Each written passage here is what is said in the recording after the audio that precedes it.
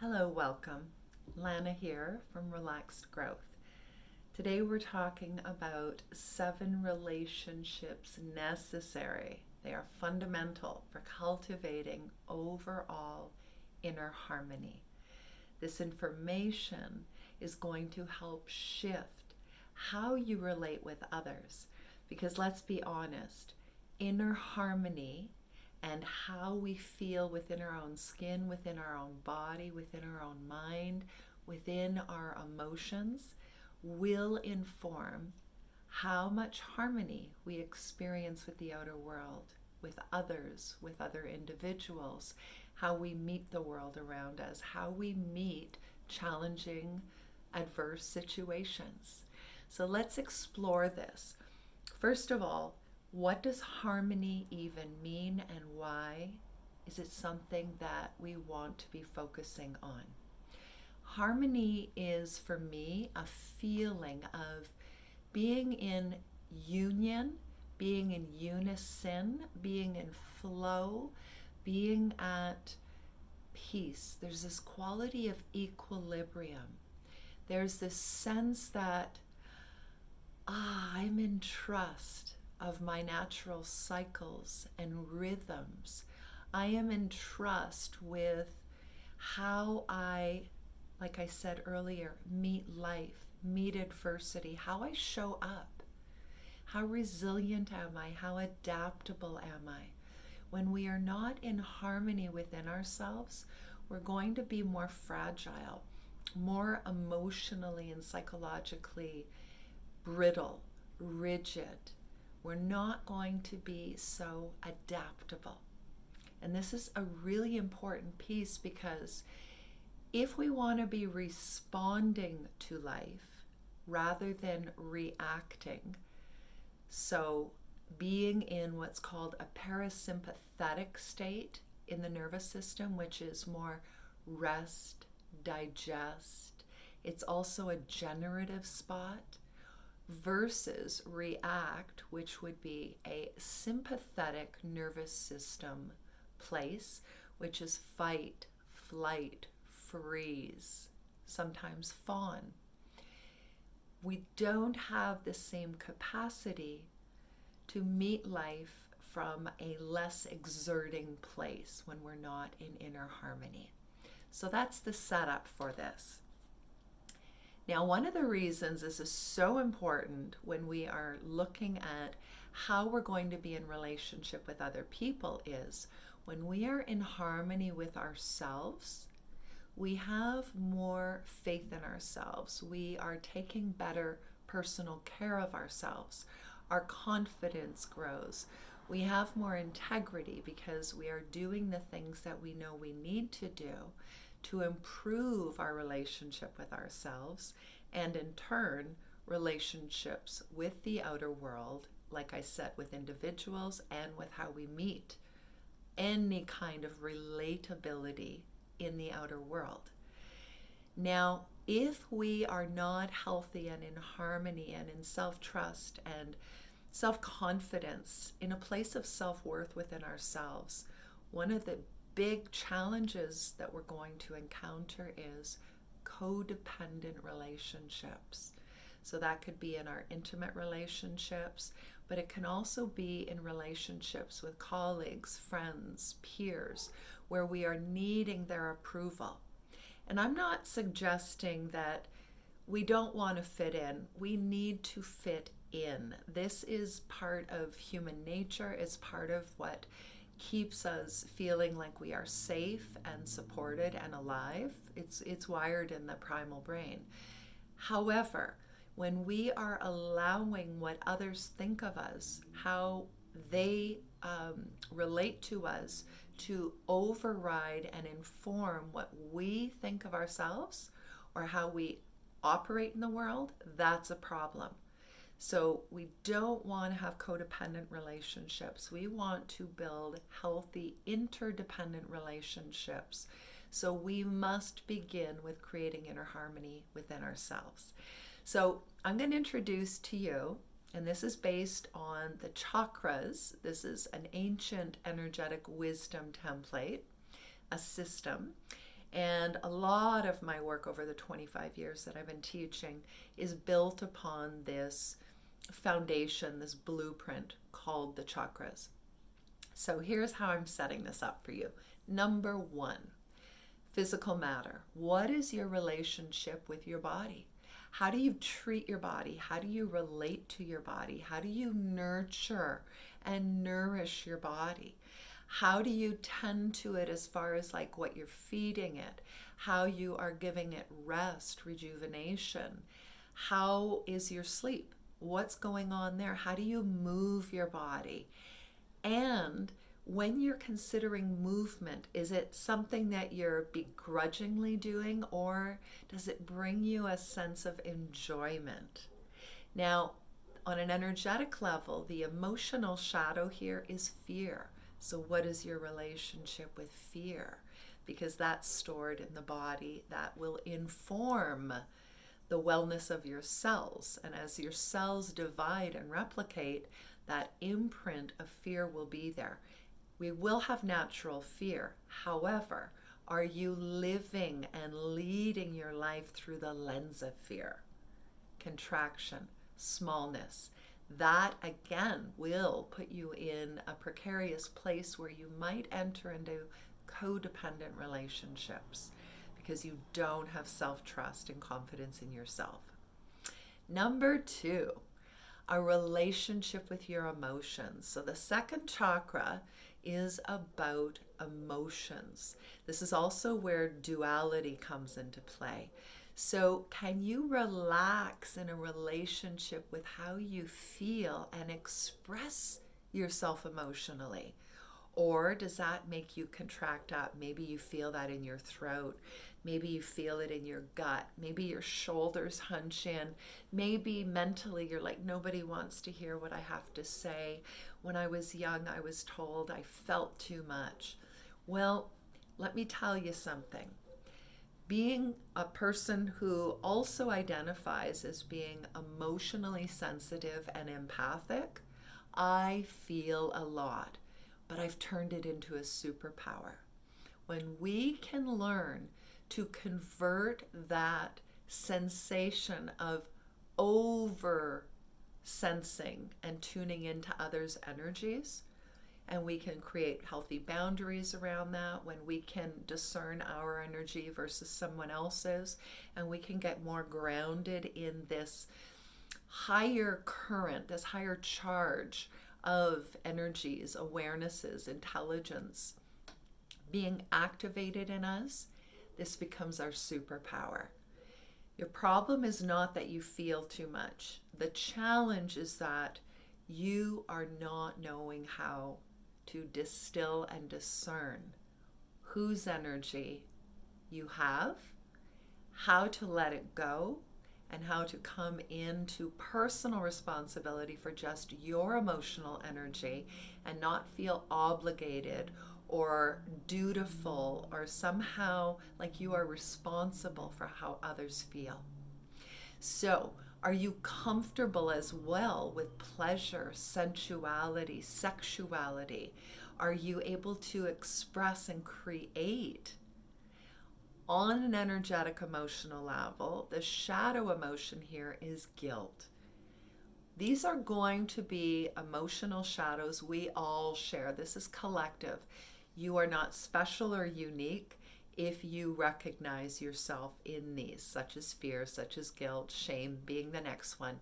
We all share this, but to what degree are you held hostage in your relationship with these emotions? Are they making you small? Or can you meet them? Can you learn from them? Can you accept them and then work with them? All right. Number three, a relationship with personal power. So this is a huge one in that as we individuate, so the root is about tribal energy. The second chakra is about duality. The third chakra is about who am I as an individuated individual within the context of the world at large. How do I use my power amongst others who are also learning how to express and utilize their power. So often we're going to see, if we are not rooted and grounded in a healthy relationship with our emotions, we are often going to be overly pushy. We are in scarcity still, we are in fear, and we will get too pushy with our power. It will be power over, manipulation, coercion, versus we can also become incredibly deficient in how we utilize our power if we don't feel worthy and if we don't feel deserving or if we haven't been taught. So we want to come into a healthy relationship with our personal power.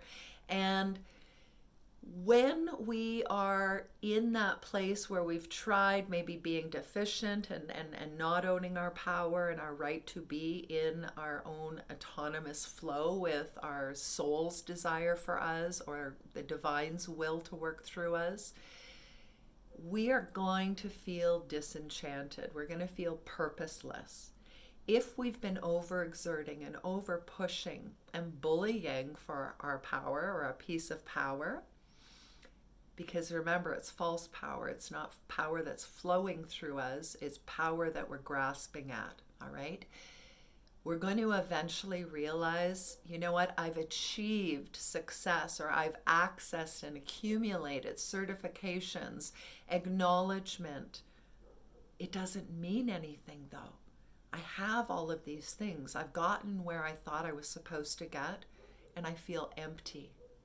So these are good indicators that what you've tried is not working.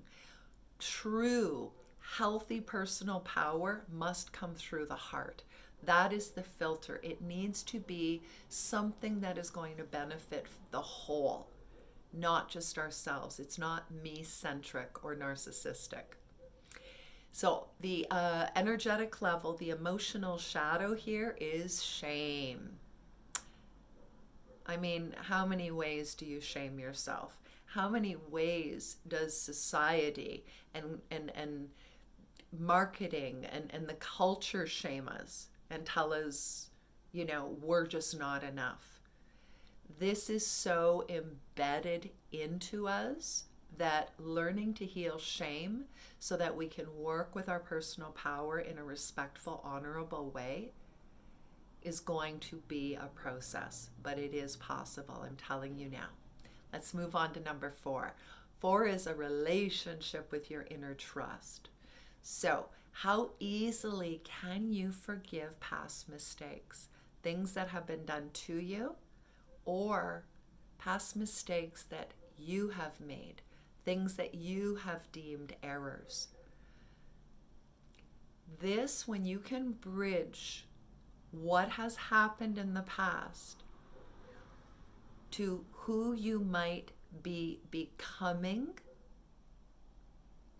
with forgiveness, with acceptance as an opportunity to have learned more about yourself and the world and how you relate in the world, this is where immense healing and freedom starts to be felt.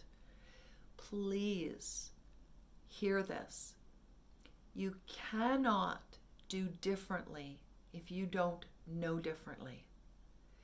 And the truth is, we are the sum of what has been conditioned into us, what we have been taught, what we have at osmosed, what we have learned, what we've been subjected to. And that is people, places, things, energies around us. You are not a bad person. You might not always do good things, but it doesn't mean you're a bad person. Can you forgive things that you've done wrong? Can you forgive others for doing harm? And sometimes forgiveness looks like no longer being in relationship with that individual. You do not need to love everyone, but kindness is going to get you a long, long way, especially kindness with yourself, because we can't be kind or loving to others if we're not doing it with ourselves first. So let's explore, are you open to receiving support? Or do you go at life over giving? It's okay, I've got it. Maybe you've been hurt, maybe you've been disappointed and let down. So the heart shuts down, and so the receptive current, the channel, also shuts down. So if you have a hard time with manifesting beautiful things into your life, opportunities, blessings, abundance, your receptive channel is shut down. We cannot receive anything that is of a higher nature, a higher energetic frequency, if we don't deserve. And that's what we believe. So we've got to start practicing receiving, letting others start to help us in small ways, however that's going to look for you. We can't just overgive because we enter into a deficit. And then eventually, even subconsciously, or if you don't want to admit it, you will start to feel resentful because you're going to get energetically tapped out. You're going to be exhausted. You're no longer going to be in pleasure and in passion or appreciation or gratitude for what's happening. All right, so this is a big one. So the emotional energetic frequency here is grief. So everyone has something they're grieving. But if we have grief, a heaviness in the heart, that is going to impact how we see and perceive the world. Moving into number 5, a relationship with personal expression. So the throat region, this is about how do I take who I am, how I create, what I am here to share as far as my gifts, my talents, my creative, vocational, work-related, intentional ways of offering in the world, my heart and the beauty of being a loving person and acting in a loving way and expressing love. How do I do that if my throat is blocked? How do I do that if I'm closed down and I do not believe I have the right to communicate or express? This is a big deal because if that is closed, you're never going to be able to ask for what you want or need. So boundaries are going to be really, really difficult for you, which I'm sorry to say means you're going to have people constantly testing you and taking advantage of you, and you're going to end up in precarious relationships until you eventually reach a breaking point where you are forced to start choosing you. So with that, on an energetic, emotional level, this is where the body houses lies.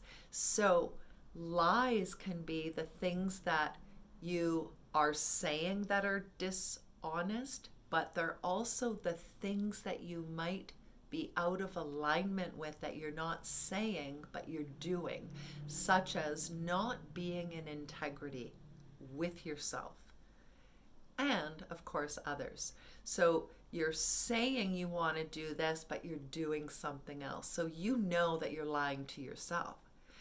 This is huge because it's going to erode our sense of not just self-esteem, but value, worth, confidence. We will collapse. Our energy will collapse. So this is humongous. They're all big. They're all big. Let's move into number 6, a relationship with your intuition. So intuition, this third eye center, you might have heard it referred to in realms of spirituality.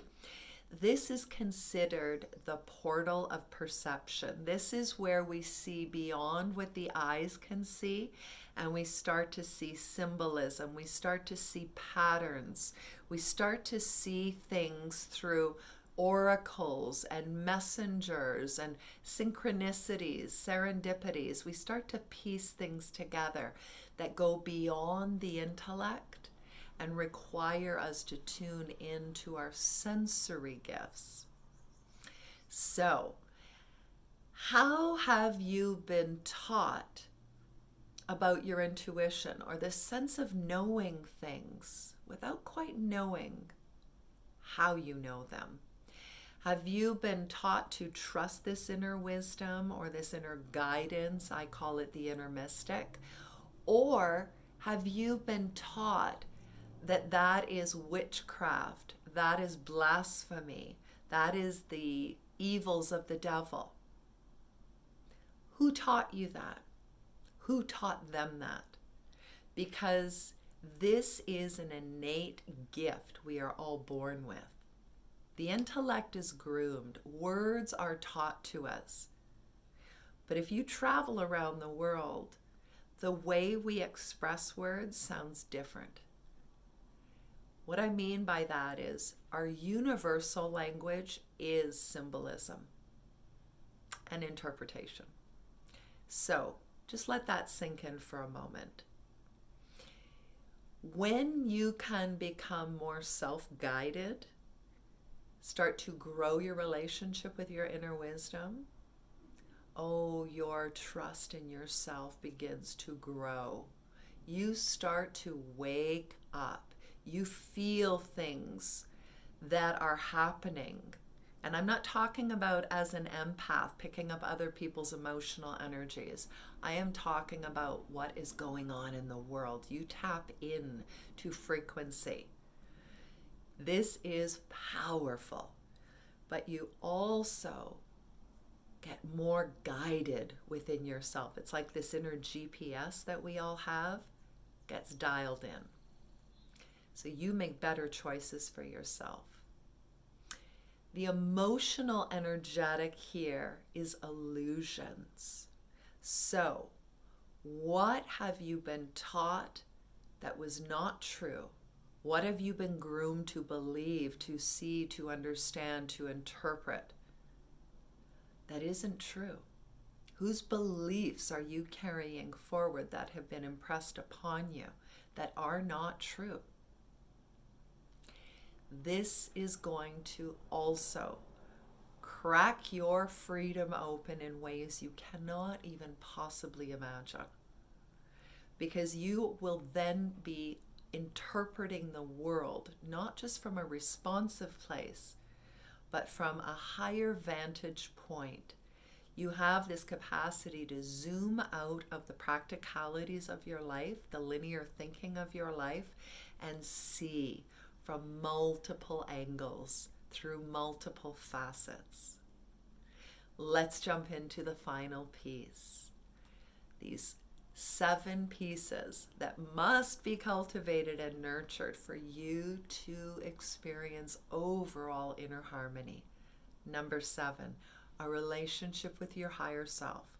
Whatever that word means to you, wherever you feel enlivened, humbled, expanded and open in your heart, yet so grounded and connected and cared for and loved and knowing in trust.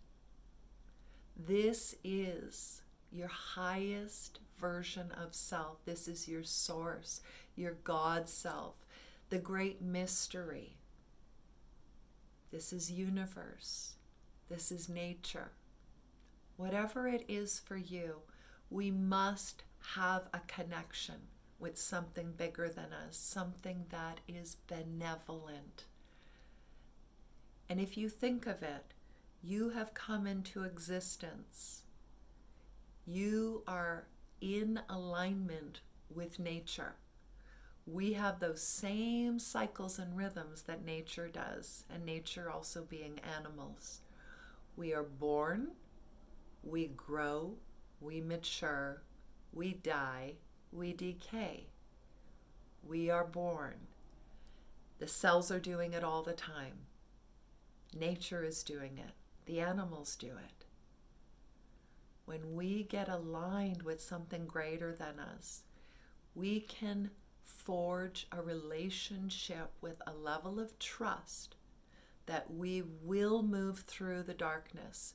We will once again find ourselves growing into a more mature, understanding, compassionate, accepting version of ourselves. We become wiser beings. We become less fearful. When you know that everything is cyclical, you will know that this is where I am now, but this is where I will be cycling into. It becomes much kinder rather than this linear approach to life where things don't have an ending and we have to just endure and endure. So when you call in support and help from a higher version of you that is not in a human body and does not experience fear, when you call in, when you anchor in, when you root into matter, your soul, you have the highest intelligence within you. You again become so much more courageous. You become this version of yourself that is at peace, that is calmer, that is steadier, that is living from love. When you understand that getting these core aspects of you into flow, into harmony, into resonance with each other, the energetics of you, you start to flow with life. Life starts to work in your favor. It is working through you for the greater good of all. I really hope that there are pieces of this that have landed with you, that have resonated with you, and that you now understand the magnitude of you getting into energetic alignment with you. All of these parts of you that you need to build relationship with, and then tend to and nurture, so that you can then better be in relationship with others and in life in a better way. If this is something you want to explore more deeply, I have a live in-person workshop coming up called The Energetics of Harmonious Relationships.